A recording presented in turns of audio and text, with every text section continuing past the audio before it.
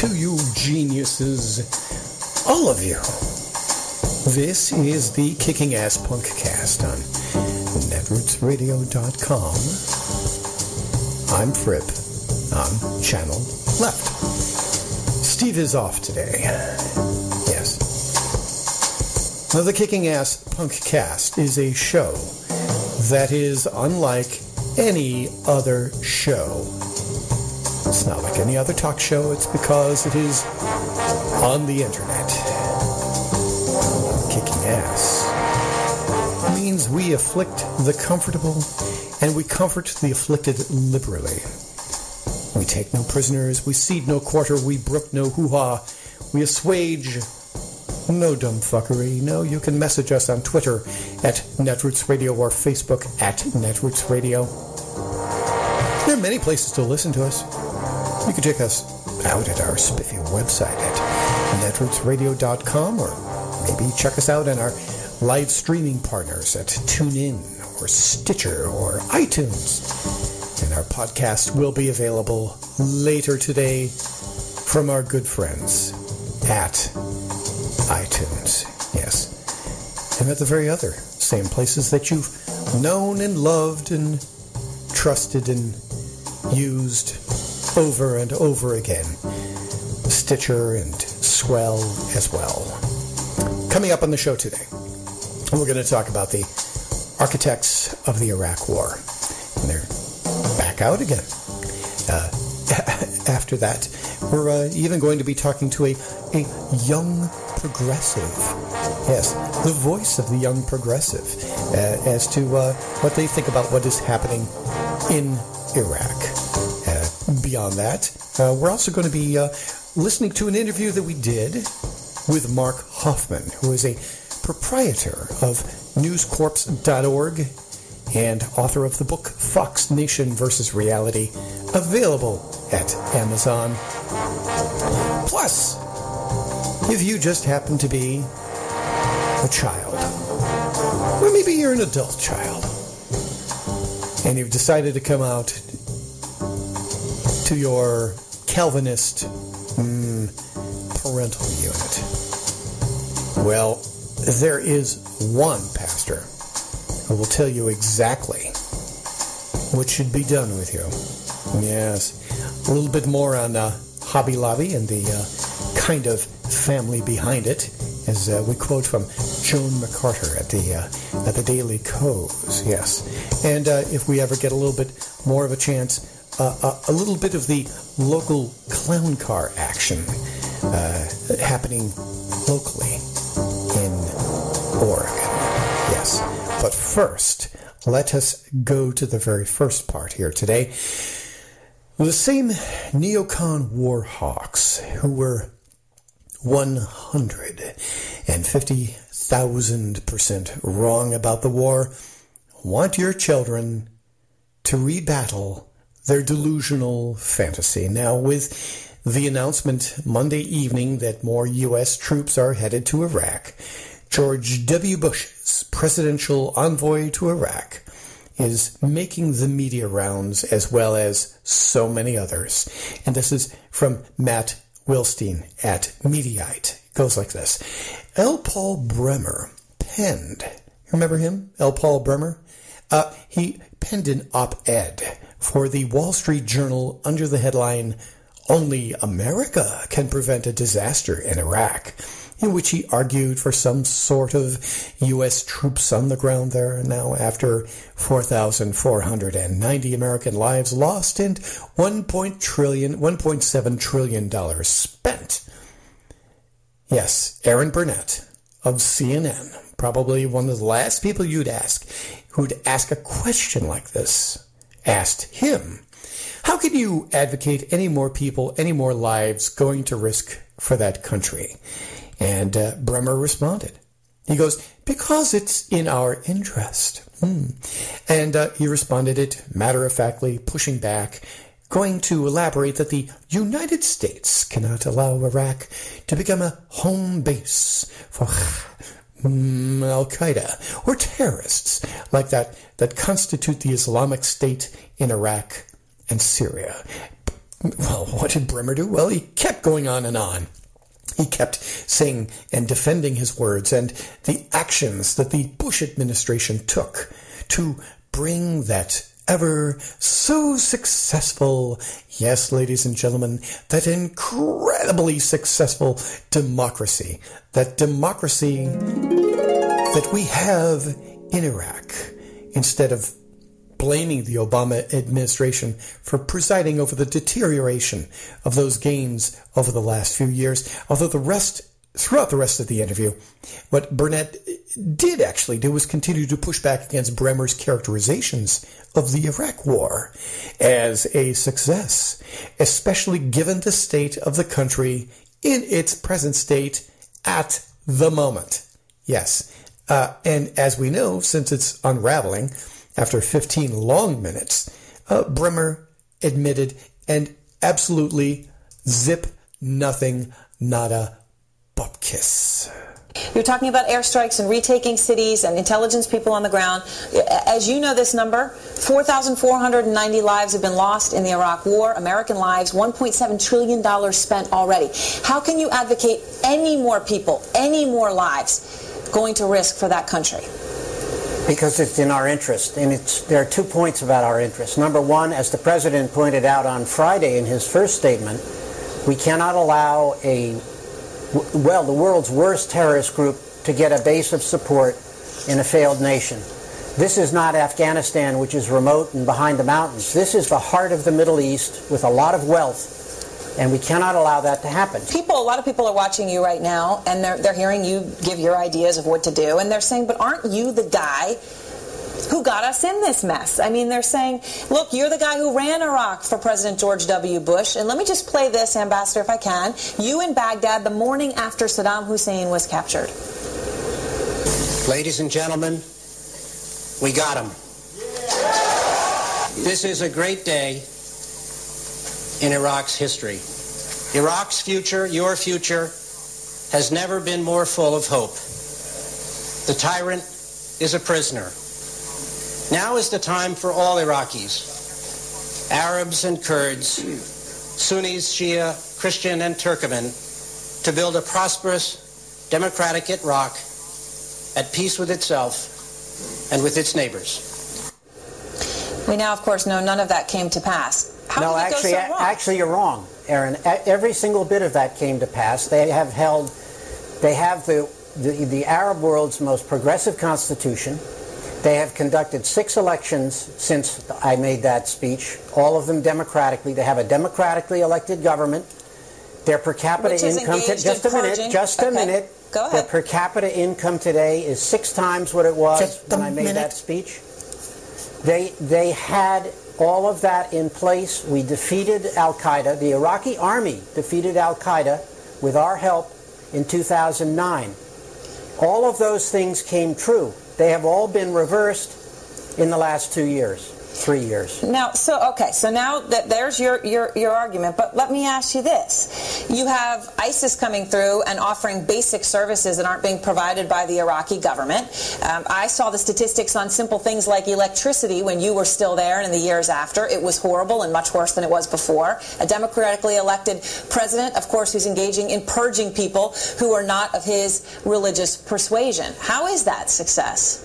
Aaron, you got to get your facts straight. First of all, when I left, the electricity production was 50% higher than it had been under Saddam Hussein, and it was fairly shared around the country instead of all being pigged by his cronies in Baghdad. Life expectancy has gone up since independence. So the fact of the matter, and I'm not saying it's a great place to be. It's not, particularly with these terrorists terrorizing in the north. But it is not as if Iraq cannot be a success. It was a success. It is now being put on the road to failure by these terrorists. What I don't understand is how you can say it was a success. After President George W. Bush left office, President Obama was put in a position where he had to do a second surge because Iraq was not stable. We basically had defeated Al-Qaeda in Iraq, the Sunni extremists, by the end of 2009. In fact, really by the end of 2008. And Our departure in 2011, at the end of 2011, was a signal to the Iraqis that we were leaving. We were out. And two things then happened. We lost our ability to work closely with the Iraqis on intelligence and training, and we lost our political influence. Al-Maliki concluded that he was going to have to be alone, and he's gone off in sort of old Iraqi style to become a Shiite dictator.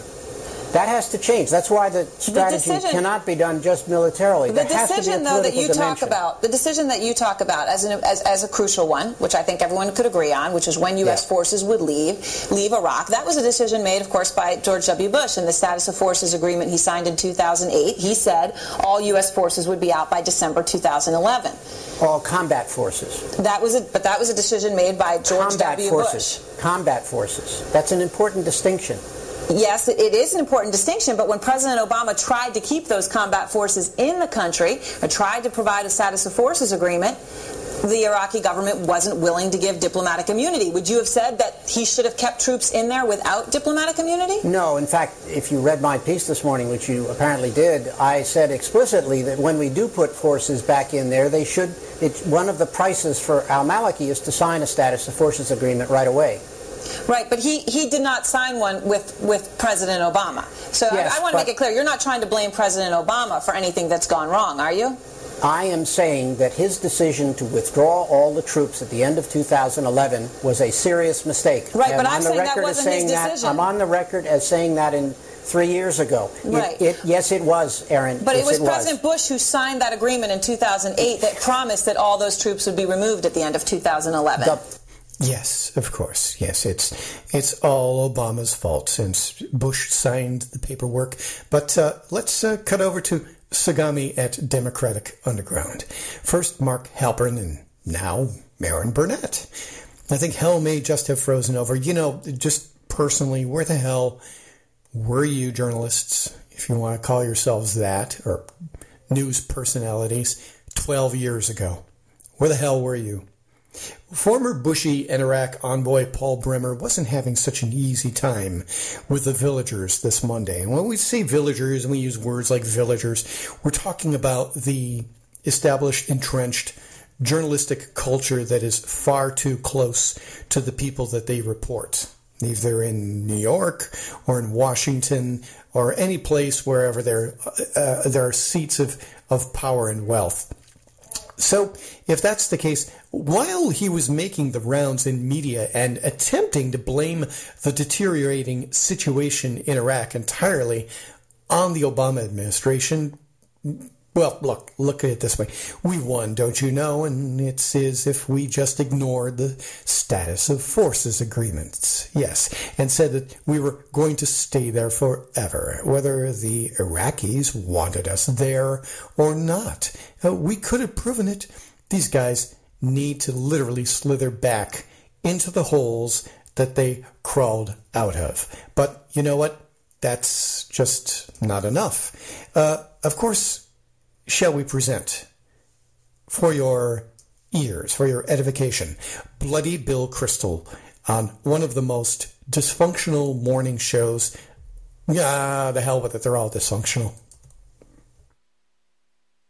We agree with that. And what do we the do Iranians will expand their influence far to the west, and they will be stronger than ever. So it's the worst of all worlds. So let me ask you a question. We do what we should have done in Syria in 2011 and what we should have done in Iraq, which is we go back in, we try to strengthen what moderates there are. We have to give the Sunnis an incentive to break from ISIS. How do the Sunnis have an incentive unless we're there to protect them? How does Maliki have an incentive to do anything but cater to the most radical Shia death squads and to the Iranian interests unless we're there to pressure? John Heilman. Bill, let me just ask you, this logic of yours, which is, you pointed out jokingly before, is kind of consistent throughout your thinking about foreign policy and intervention. At this moment in the American polity, it seems to me there is none, less than zero appetite for the kind of thing you're talking about. I mean, like, how would you get over the fact that the country en masse, Democrat, Republican, would tell you you're nuts to think that we should be sending I don't believe that. Residual forces back into Iraq to get back involved in this war. If the president had gone into Syria in 2011, do you think he would have I'm talking about right support? now. I'm talking about right now for going back into Iraq. He goes on TV today and says, this is a strategic crisis for the reasons I'm going to lay out here.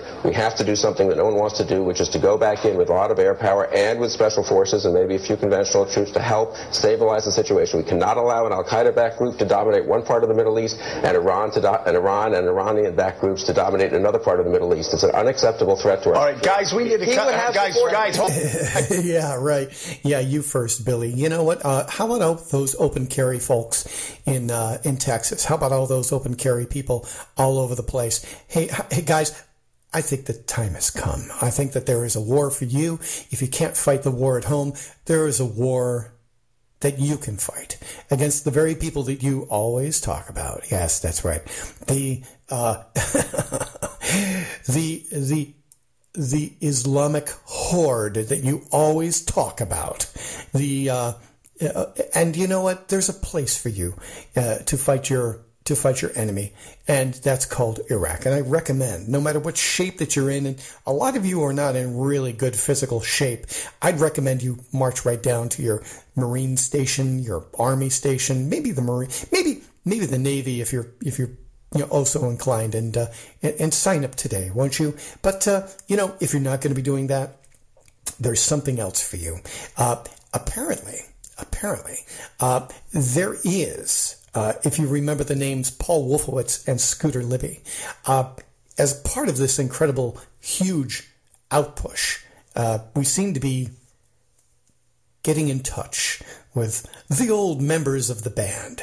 And Wolfowitz and Scooter Libby are actually teaching a class called The War in Iraq, a Study in Decision-Making. It's let's pull this one. This is by David Harris Gershon. From the Daily Kos. It goes like this. Some people have earned the right not to be listened to, as journalist James Fallows suggests, namely the architects of President Bush's illegitimate and disastrous Iraq war. Unfortunately, such individuals are not just being granted national airtime to talk about Iraq, credentialed by those mainstream media elites who love to hear their own voices and to hear from politicians who once had the reins of power. No, some of them will be teaching. Yes, they will actually be teaching in front of people a 5-day course at the Herzog Foundation's Advanced Institute, credentialed by their war crimes and abject failures, and this is not satire.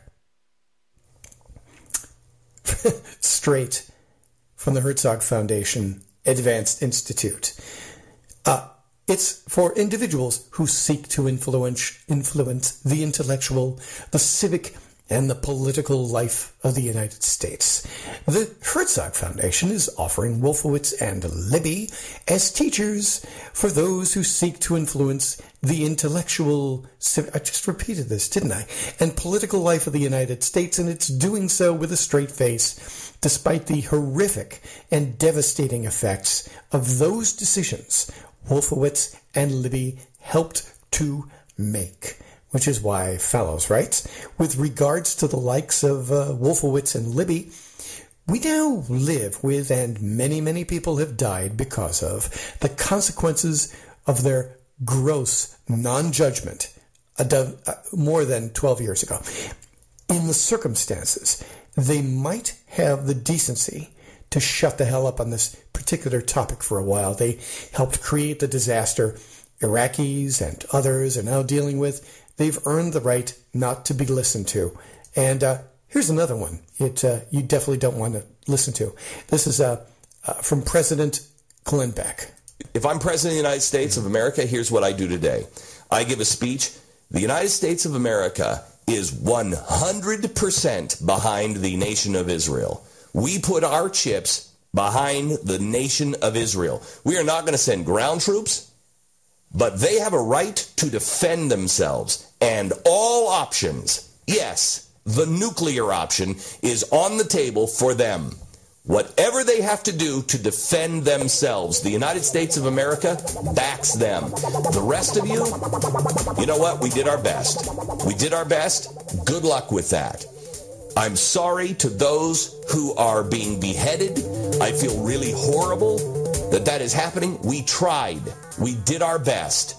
But we cannot be the one that carries all the water. We have issues here at home. Right now, our troops need to be on our borders here in the United States of America because we have MS-13 gang members being sent in and then being put on planes by our government to send them in all across America. We need our troops on our border. And they're coming home. And I want you to know, America is not going to sleep. America is not going to just sit here and lick her wounds. America is going to become strong again. And we are not going to make the mistakes of the past. We are not going to push out. We are not going to send our troops everywhere. But I will tell you this. If you screw with us, we will pound you into glass. We have the capability. Everybody on earth knows when the United States of America puts her mind to it, she does everything she needs to do. She will destroy you in a heartbeat. And in my administration, that's exactly what you come over and you mess with us. I don't give a flying rat's ass that you live in a cave or you live in the biggest city in the world. We will pound you into glass. And then we're not going to rebuild. And we'll be done by, 3:30 this afternoon. Done by 3:30 this afternoon. That is just absolutely positively stunning. It's on his radio broadcast. Yes, I believe that is rather quite recent. Glenn Beck reacted to all of the unfolding crisis in Iraq by declaring if he was president of the United States, he'd recall all the U.S. soldiers and station them along our borders. We must fight that invading horde in order to seal off in America before telling the rest of the world, you're on your own. Kind of sounds like the NRA. The President Beck would give the state of Israel the green light to do whatever it feels necessary in order to protect itself, including the use of nuclear weapons. But the U.S. would not be getting involved anywhere in the world because America needs to focus on getting back in line with God. Whose God that is, I am actually not sure. I kind of wonder if it's a Christian God. If it's a Christian God, I wonder if it's a Catholic God. That probably wouldn't sit very well with Baptists. No, if not Baptists, what about Lutherans? I don't know. Episcopalians? I'm not sure. What about Methodists? Really not sure. What about Jehovah's Witnesses? Who knows? It's really kind of strange which Christian God they're thinking about, because they're certainly not thinking about, would he become Jewish? And he certainly wouldn't become Muslim, that's for sure. And, of course, it doesn't mean that America would be going into a shell. He warned the rest of the world. I just want to repeat this one more time for the sheer madness of it. If you screw with us, we will pound you into glass. We will destroy you in a heartbeat. Any nation that would even contemplate messing with America, pledging to utterly decimate entire cities if necessary, and then just walk away while the nation focuses on once again getting right with God. And as long as I suppose it's not a Muslim God. Is it a Jewish God? I don't know. Is it a Christian God? Who knows? Because America is God's top priority. Now, from CNN this morning, the Pentagon is moving more firepower and manpower into the region to prepare for whatever U.S. President Barack Obama orders. As, of course, we saw from the press conference or statement last week, President Obama had said that the Iraq problem is their problem. But nevertheless, what's happening is at that massive, huge, giant, $750 million embassy. How much did that thing cost? At the embassy in Baghdad, there are dozens of Marines and Army troops who have moved in to beef up security. There are another 100 personnel in the region to provide support. And this is what the Pentagon had said. The aircraft carrier, this is like incredibly prescient or something, I don't know. George H.W. Bush. Yeah, the aircraft carrier George H.W. Bush and 5 other warships are now in the Persian Gulf. More than 500 Marines and dozens of helicopters are on standby. It's a top priority. Evacuate all Americans at the embassy if it comes to that. Now, Obama has already notified that Congress that he's deploying 275 military personnel to Iraq. This morning, actually, quite recently, Joan McCarter in the Daily Kos writes, goes like this. President Obama has notified Congress that under the War Powers Act, 275 military personnel will be deployed to Iraq to provide support and security for U.S. personnel and the embassy in Baghdad. In a press statement, the White House Press Secretary Jay Carney elaborated on the mission. The personnel will provide assistance to the Department of State in connection with the temporary relocation of some staff from the U.S. Embassy in Baghdad to the U.S. Consulates General in Basra and Erbil to the Iraq Support Unit in Amman. Now, these U.S. personnel, military personnel, are entering Iraq with the consent of the government of Iraq. Joy! The U.S. Embassy in Baghdad remains open, and a substantial majority of the United States Embassy presence in Iraq will remain in place, and the embassy will be fully equipped to carry out its national security mission until the last helicopter flies out of Baghdad. Now, in his letter to Congress, President Obama wrote that the action has been directed consistent with my responsibility to protect U.S. citizens, both at home and abroad, and in furtherance of the U.S. national security and foreign policy interests. Meanwhile, NSC spokeswoman Caitlin Hayden reiterated that Obama was very, very clear that we will not be sending U.S. troops back into combat in Iraq. That remains the case, and he has asked his national security team to prepare a range, of other options that could help support Iraqi security forces. As you know, already over the past year, we have been steadily increasing our security assistance to the Iraqi government, including training inside Iraq by the United States Embassy's Office of Security Cooperation and in Jordan, equipment and intelligence. Well, I'm sure that no matter what we try to bolster that enormous embassy that is about the size of Vatican City, still the band that got us into all of this, just thinks that that's just not good enough. We've laid out a little bit of that, but let's have a take from Jon Stewart. Point is, all that great stuff we did after, obviously some of the bad stuff we did, is totally undone now by the Islamic State of Iraq and Syria, who are currently sowing chaos seeds. So now what do we do? Well, if you remember in the original rush to war, diligently planned, internationally sanctioned freedom rave, there were some individuals who were wrong about the whole thing. Just wrong. Just dead wrong. Like, about everything. All of them. Let's act now to get rid of a tyrant who's abused and killed his own people, who's procuring weapons of mass destruction, substantial evidence to that effect. The choice is disarming him by war. Bloody Bill Crystal. Weapons of mass destruction. We're dealing with a country that can really finance its own destruction and relatively soon. The Baathists who use their power to oppress the Iraqi people will be removed from office. By the way, you can have all these memorable screw-ups and more. Just call now and order. Now, that's what I call being completely wrong about Iraq. Anyhow, but here's what happened. So you'll appreciate this. I think you'll appreciate this. Those idiots were ostracized, never heard from again because of how... I'm kidding. Because I think we all know 4 wrongs make a right. And in this current crisis, the news media has rushed to get the band back together again. And they all have the same advice. On bass, sickly wrong about everything, Bill Crystal. On drumming up support for endless war, Paul Wolfowitz. On guitar, you kidding me? How does this guy keep getting booked on television? Lindsey Graham. The stubborn-headed president we have who thinks he knows better than everybody else, who withdrew troops, stubborn-headed, delusional, detached president. But that's the last bad thing I'm going to say. My wicked tongue.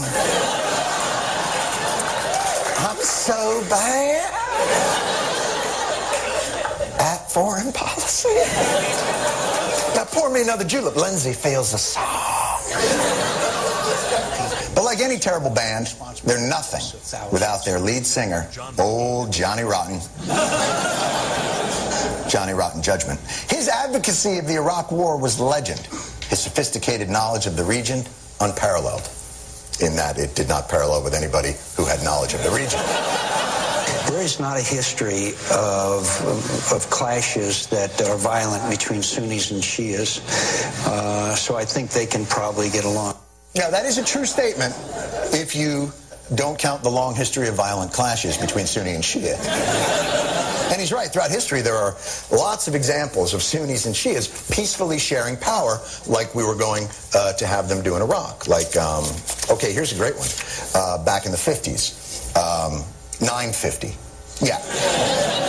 The only time it's ever happened is over 1,000 years ago in what is now Iran and Iraq. There was a pro-Shiite warlord dynasty sharing power with a pro-Sunni caliph. Yeah, in 950. I don't know why they couldn't find this book. And since John McCain was one of the wrongest before and during the war, it's only fitting that in this current crisis, he was on so many shows, you'd think he just won Dancing with the Stars. The decision was made by the Obama administration to not have a residual force in Iraq. We left troops behind in Korea, in Germany, in Japan, even in Bosnia. They are a stabilizing force. We had the conflict won. We had that war won, and we blew it. And all we would have to do to maintain the victory is stay there forever. It's like when you win at a casino, and to get the money, you have to live there. Why did Obama snatch defeat from the jaws of victory? President Bush signed a treaty at the end of 2008, the Status of Forces Agreement, which said that all U.S. forces, not just combat forces, all U.S. forces will be out of Iraq by the end of 2011. What? Only a secret Muslim Kenyan terrorist vegan is shrewd enough to ensure our defeat before he ever took office by Jedi mind-tricking Patriot Man. Actually, for him, you don't actually need to use the Jedi mind trick. You just kind of wave your hand and he does it. Although, to be fair to John McCain, it's not like this is just his Iraq strategy. He is consistent. Ukraine is going to need a long-term military assistance program from the United States. Quote, if they knew where they were, I certainly would send in U.S. troops to rescue them. In a New York minute, I would. Appropriate use of air power. Airstrikes on Assad's forces. In that old Beach Boys song, Bomberan? You know? Bomb, bomb, bomb, bomb. Anyway. The John McCain military victory plan for America is the same as the John McCain media strategy. Be everywhere. Forever. Yeah. Yep. Think about it. Who actually really gives a shit what they think? I'm Fripp.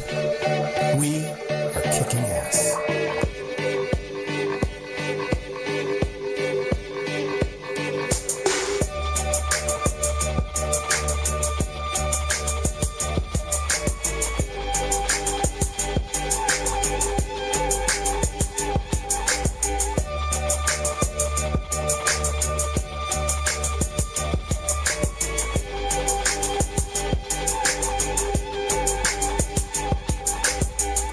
Let's take a view from somebody young enough to remember the Iraq War, but too young to serve in it.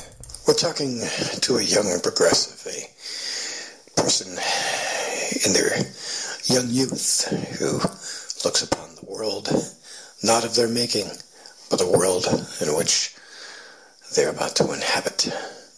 What's on your mind? What do you think is happening in Iraq? Well, it's a culture war between the Sunnis and the Shias, and it's been a ongoing problem for 1,000 years or more, and it's not gonna change anytime soon. But violence needs to stop. Do you think there's anything the United States can do? Not military help though, but maybe something along the lines of aid, or bringing it to the attention of the UN, that kind of stuff like that, NATO. When you found out about the United States invading Iraq, when was that, and what was your opinion about that? Well, that was in 2003. First of all, I thought it was a stupid fucking idea. Just to take out Saddam Hussein, who was not even involved with 9/11 whatsoever. But Bush said he was connected, even though he wasn't in any fucking way, because Hussein is not even, he doesn't even like Osama bin Laden anyways. But we toppled the government, and then what happened is we didn't do anything to help with structure or anything like that, and basically everything went to shit.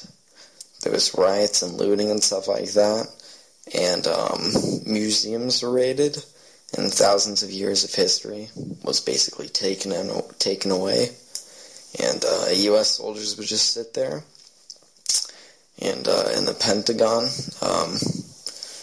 high-up leaders Condoleezza Rice or something like that was specifically telling generals not to help or do anything. It was a stupid thing to do. So, now that you've seen 11 years after this has happened, what is the United States' responsibility in all of this happening? Well, we have to do something, because it's our fucking fault for, basically, most of the Middle East right now. We have to do something. I don't know what, but, I know it can't be stopped immediately, but we need something to help ease tension and stop the fighting. Solve this governmental problem once and for all against the two cultures, because there's clearly disagreement, but we need to do something about that. You've been listening to the words of a young progressive. From Peter Bergen at CNN yesterday. ISIS, the brutal insurgent terrorist group formerly known as Al-Qaeda in Iraq, has seized much of the western and northern Iraq and even threatens towns not far from Baghdad. From where did ISIS spring? One of George W. Bush's most toxic legacies is the introduction of an Al-Qaeda into Iraq, which is the ISIS mothership. If this wasn't so tragic, it would be supremely ironic, because before the U.S. invasion of Iraq in 2003, top Bush officials were insisting there was an Al-Qaeda Iraq axis of evil. Their claims that Saddam Hussein's men were training members of Al-Qaeda how to make weapons of mass destruction seemed to be one of the most compelling rationales for the impending war, if you believed them.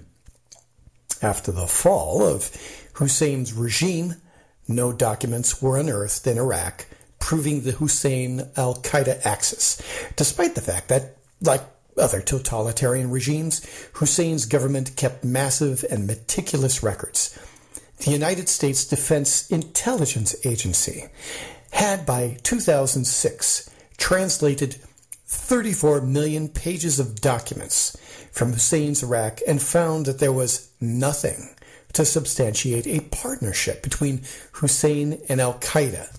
2 years later, the Pentagon's own internal think tank, the Institute for Defense Analysis, concluded, after examining 600,000 Hussein-era documents and several hundred hours of his regime's audio and videotapes, that there was no smoking gun, for example, a direct connection between Hussein's Iraq and Al-Qaeda, which kind of reminds me of even before or as this war was starting 11 years ago.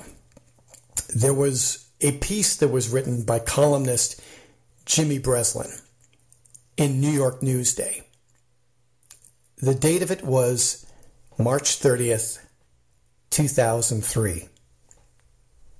It's called Blood Remains on the Hands. The least blood, a small squirt, when removing a needle, 2 drops, that's all, no more than 2 drops. And suddenly, it is everywhere. It remains, after all. Wipe, and it returns. Look about, and it is in 2 and 3 places. Wipe those places, and the blood does not go away. 2 drops appear as a needle comes out, and then it is endless. Blood from the body of a baby bombed to death in Baghdad, blood by the pint running onto the street as fast as a swift river has magic in its pure infant cells. Of course you cannot scrub the street clean because the blood from the baby already has covered the street and is in the air. Blood from a bombed baby in Baghdad goes over the wide choking sands and it crosses mountains and then great land masses, and then suddenly over a channel it is in Westminster, in London, and people look at the sidewalk and they wonder where these large blood spots came from, and the officer on duty in front of 10 Downing Street looks at the door handle and worries, how did this get here without me seeing this and having it cleaned? He has a servant rush to the door with cloth and polish, and he wipes the blood and polishes the door handles and then walks off, and the guard happens to glance at the door handle and the blood is back, smeared bright red, new, over the polished handle. The baby's blood is off to rush over the ocean, a strange red cloud poised to rain, and it floats over the green of the Washington parks and goes down a sloping street to the State Department, where a man opens the car door for Colin Powell. He suddenly notices blood on the door handle, and he quickly unfurls a handkerchief and wipes the handle, and Powell gets in, and the car goes off, and the man who held the door is left in the driveway, and he sees the red that is still on Powell's door handle. When he leaves the car, Powell does not notice the door handle as he touches it himself. The blood-red cloud goes over to the river, to the Pentagon, and it suddenly pours onto the car that takes Rumsfeld to an appearance. And this time, the blood is left on the door handle of both sides. A sergeant wipes. The blood is there when Rumsfeld gets home. The red cloud then comes down on the White House lawn, and it does more than sprinkle. It splashes the helicopter of the president, and he strolls out with his wife, his dog, and his chesty George W. Bush walk, and a slight smirk, and the wife at his side is smiling. For it is the end of the week, and we are good, decent Christian people. God bless us. And God bless everybody. And as they are about to get into the helicopter, an Air Force officer rushes up in alarm and says, "Please, just give us a moment." And he has 3 people scrubbing so quickly to clean the blood from the helicopter. And then Bush and his wife get aboard, and they fly off to Camp David. For where else would you go on a weekend? And as they have neglected to have 2 men hanging out of the windows and inspecting the sides of the craft in midair, nobody can see the blood back on the helicopter. And they get off at Camp David. Bush's hand brushes against the baby blood on the plane, as does his wife's. At this hour in London, Blair rises in the middle of his long night and goes to the bathroom to try to wash his blood off. He couldn't do it before he went to bed. In Washington, Rumsfeld stares at the red splotches on both his hands, and Colin Powell calls out that there must be something wrong with the soap because it does not get the blood off his hands. At Camp David, Bush notices blood on his right hand, and then he goes to the bathroom to wash it off, and he holds his hands under the water and then rubs them with a bar of soap and then puts them under the water, and he takes them out and holds them out to dry it with a towel. He glances at his hands. He sees the blood of the dead baby is bright on his fingers. He mutters, and he washes the hands again. He will do it again this year, and then next year, and throughout all the years, because the blood remains forever on the hands. We all have to recognize as a nation that 9/11 changed a great deal in our lives. We know that Saddam Hussein had the intent to arm his regime with weapons of mass destruction. We do know with absolute certainty that he is using his procurement system to acquire the equipment he needs in order to enrich uranium to build a nuclear weapon. I'm Fripp. We are kicking ass.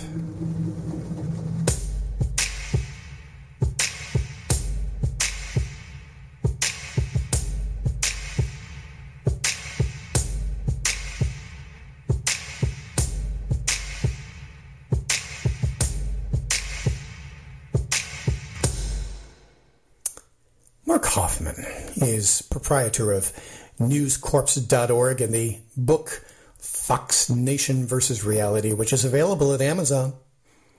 Go there right now. And since last decade, Mark has been cataloging the crimes against journalism. Fox News, one of the chief war cheerers, shall we say, and its owner, Rupert Murdoch, have been committing as far as crimes against journalism. We spoke to him at his home in California, and we asked him why he does the Lord's work. Well, I guess I had been fairly active in other progressive causes, whether it's civil liberties or the environment or things like that, until I think I noticed that pretty much any public cause that anyone wants to advance is reliant on the media. And if you can't get a message across in today's media, you can't be successful in pursuing any agenda. And that sort of made me think that everybody who's involved in any kind of activism has to spend at least part of their time working to reform the media, because it's an essential component of their success.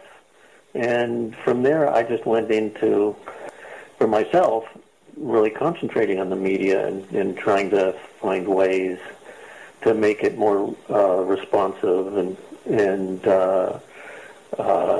advocating for it to be more independent and to have less of the giant conglomerates that are even continuing to eat each other up now with, Comcast and Time Warner and AT&T now and DirecTV and everything. The world just keeps getting smaller and smaller in the media business, which removes more and more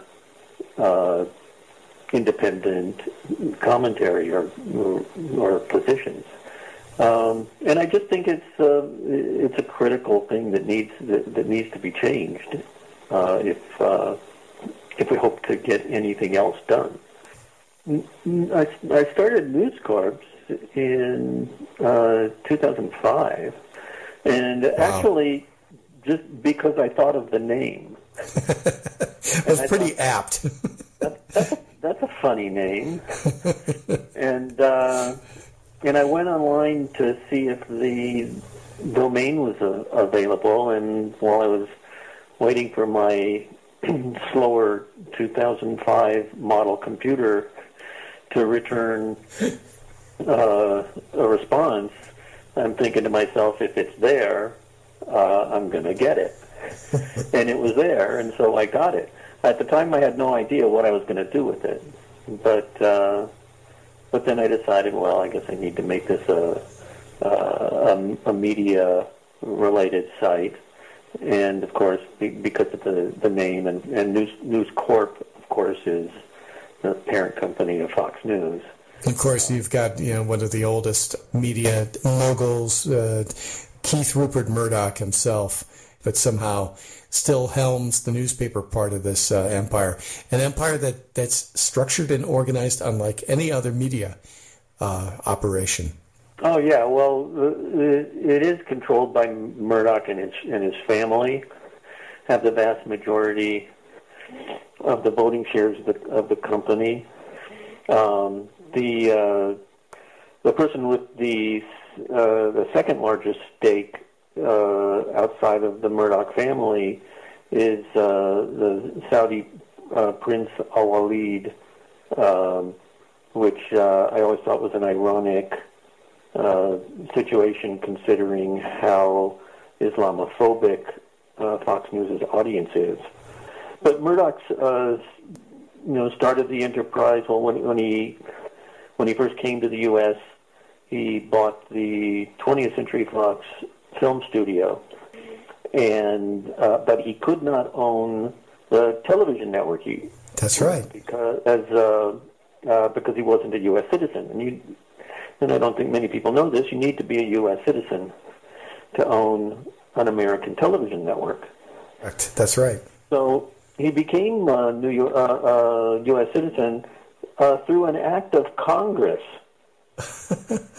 They actually passed a bill making him a citizen because he needed to do it immediately in order to complete the business transaction. I knew that he was before Congress and he browbeat a couple of Democrats, but I didn't know that it was something specific to him.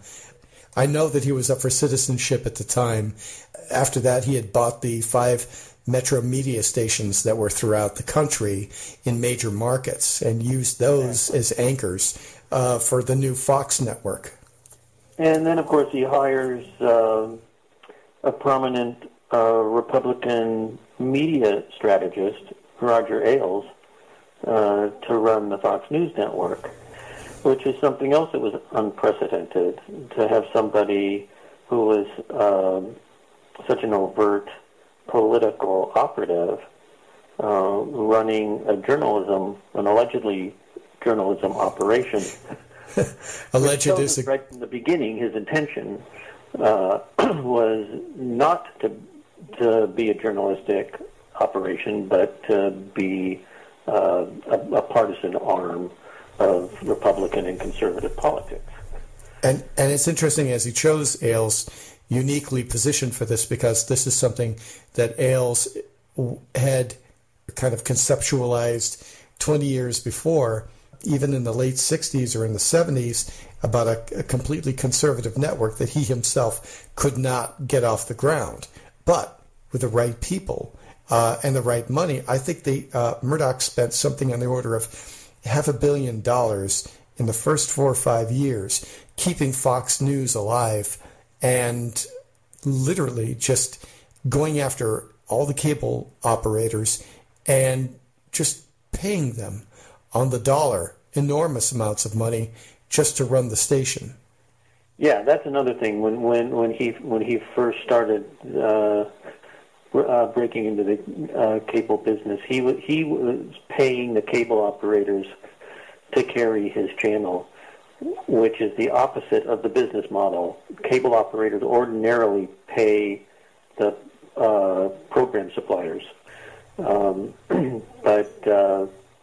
he wanted to get carriage, and so he just said, "Look, I'll pay you." And he has no problem deficit financing these things because it is an ideological pursuit for him. So it didn't matter how much money he lost at first. And he's doing the same thing with the Fox Business Channel, which is still not in profit. It's been over 5 years. He's lost something like $50 million a year on the New York Post. Oh, that's right. He loses and he's owned huge that for amounts. 10 years. It's never made a dime since he's owned it. No, he doesn't make any money. And when he's dead, I'm sure that there's going to be a realignment in the Fox empire about what stays and what doesn't. Yeah, and there is some speculation that they won't be able to keep the New York Post on, because now that he did separate his businesses, pulling his news enterprises into one side of the business, into a division that is still News Corp, and his entertainment enterprises into the other side of the business, which is 21st Century Fox. Correct. And the Fox News Network is on the entertainment side. Of course. It's part of 21st Century Fox. It is not part of News Corp. So now, without the profitable Fox News Network in the news division of the company, it was carrying a lot of the money-losing ventures, including the New York Post previously. But it doesn't seem to be a way that it's going to be able to do that now. So it seems, Mark, that you've got the newspaper operations that all began a long time ago in the 50s. I think with Murdoch inheriting or buying on so many papers in Australia, and then the Fleet Street papers in Britain, and then as he migrated over the United States. So as we all know, that he had the Post, now the Wall Street Journal, Fox and Fox News. So you see that the unraveling of this happened a year or more ago, with a revelation about the phone hacking scandal that his newspapers were responsible for in Britain. He pretty much is persona non grata. Murdoch is persona non grata there, and has pulled apart his huge operation and slinked back to New York, rarely to be seen in the UK anymore. Yeah, I actually wasn't aware of that. That's interesting. Although he did bring more family members back into the business. That's true. Who was that? Which ones were that? Well, the one son, James, was already in the business. He's given a larger role to in the U.S. side of the business, and then his other son, Lachlan, who had not been affiliated with his business for many years, is now working with them again. His daughter Elizabeth is an interesting person. She also was not part of the business until I think it was last year, when News Corp bought her production company, which produced, among other things, The Office. The full interview will be heard on the Kicking Ass Punkcast. But first, a little bit of breaking news that you may be aware of as you listen to the live show. The United States military has captured the alleged ringleader of the Benghazi attacks, Ahmed Abu Khattala. Yes, Benghazi, been captured.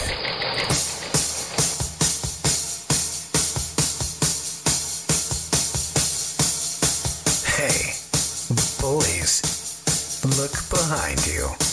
It's Kicking Ass.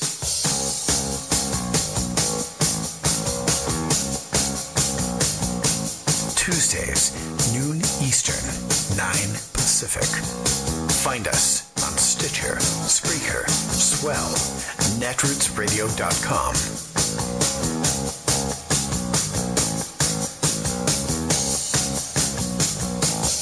Never forget, we win when we fight back. Kicking